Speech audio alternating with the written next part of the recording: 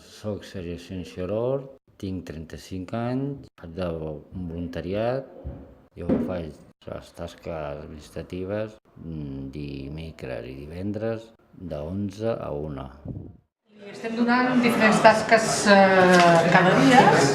Ha ordenat arxiu, ha repassat llistats, ha fet d'expulsió de documents i avui li farem posar una sèrie de certificats en unes carpetes on hi ha el nom de l'alumne i ell haurà de posar dintre els certificats aquests.